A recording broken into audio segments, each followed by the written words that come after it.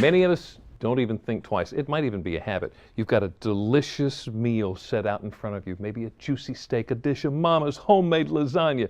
Before you dig in, you think, there's one thing missing. You reach over, you grab the salt shaker, and just go to... Did you know that studies show most people consume about 3,400 milligrams of sodium a day? That is more than twice the 1,500 milligrams recommended by the American Heart Association.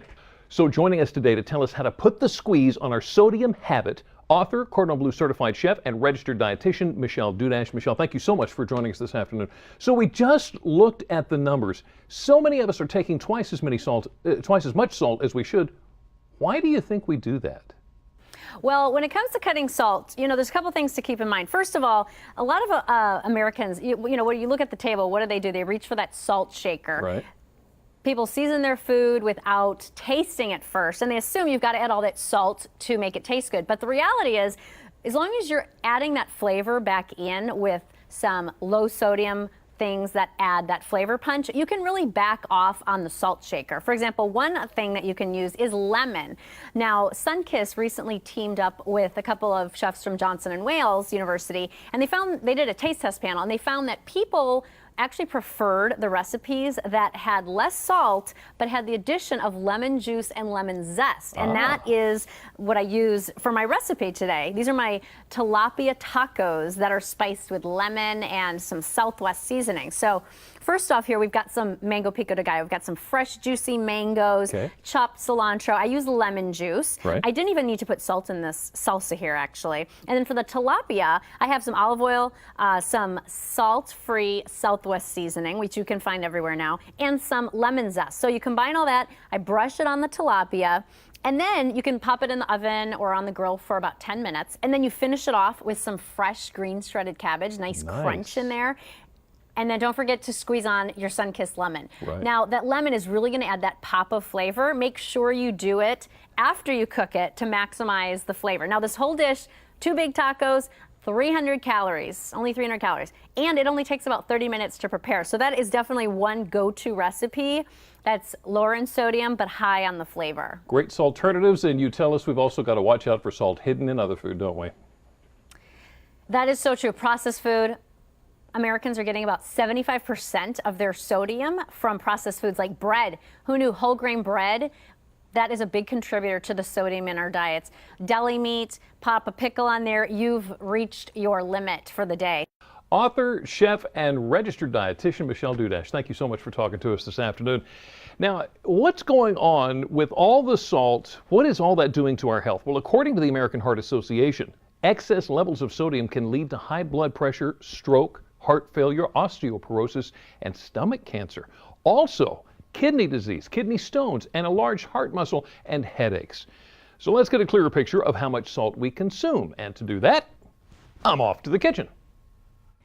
All right, Jimmy, get on over here. All right, Well, Michelle touched on hidden salt in our food, but that's not the only ingredient that could be lurking in what we eat. And here to tell us more is Dhruti Patel, a nutrition educator with the University of Maryland Extension Office. Welcome to the show, Dhruti. Thank you. Okay, so we touched on our salt consumption. You're actually going to give us, let us see how much salt we're actually consuming without even knowing it in some products. Yes, I'm really ready to give you a surprise. Oh, really? Really? Okay, so let's get started. What do we got here?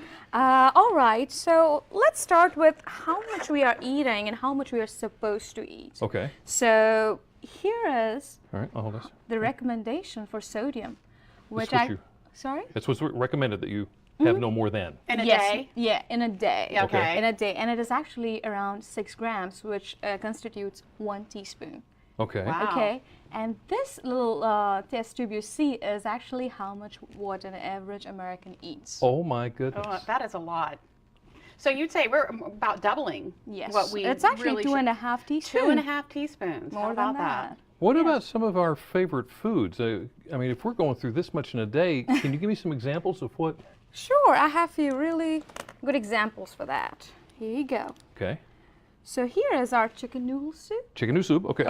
Chicken noodle soup's one of my favorites. Oh my goodness. Wow. So Take a look at now. This is what is recommended.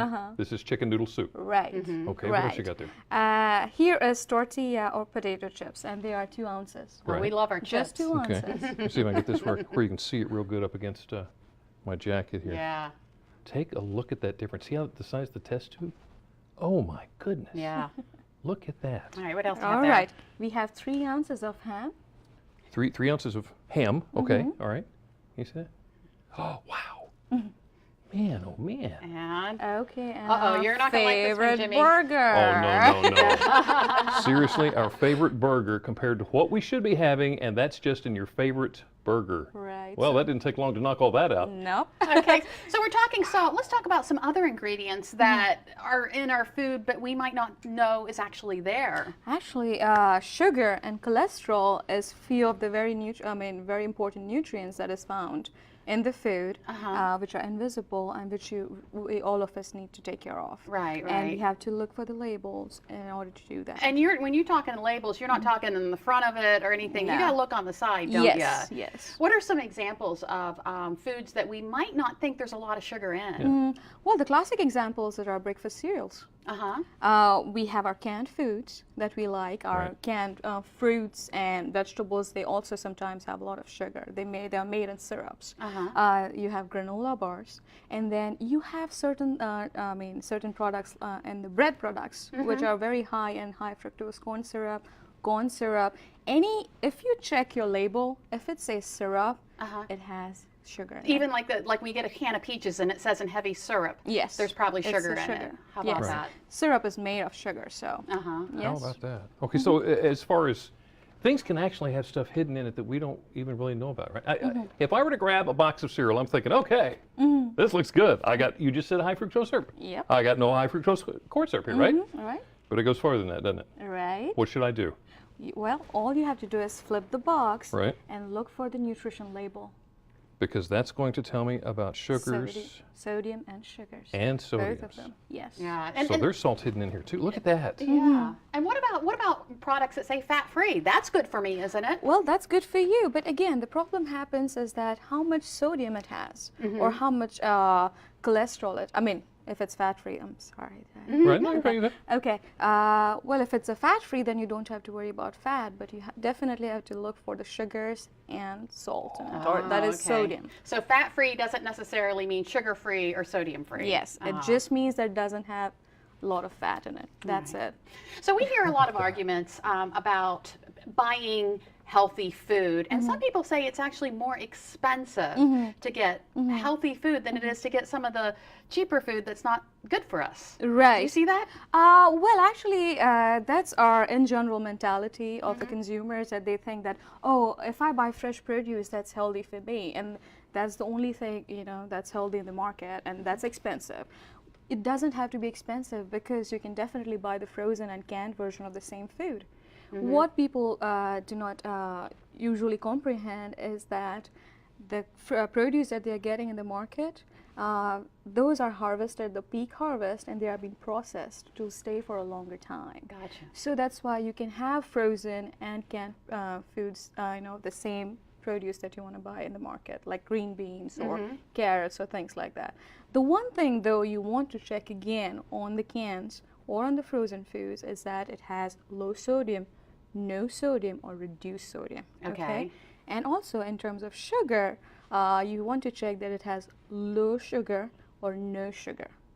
Okay. Okay, so that is something that you definitely want to take care of. Okay, so we have a can of chicken soup here, for Right. example. Looks good. Looking It at says the healthy kids on the front. healthy kids. So that's good. That's a good choice, right? Good choice. Okay, turn it around. Jimmy, what does it say?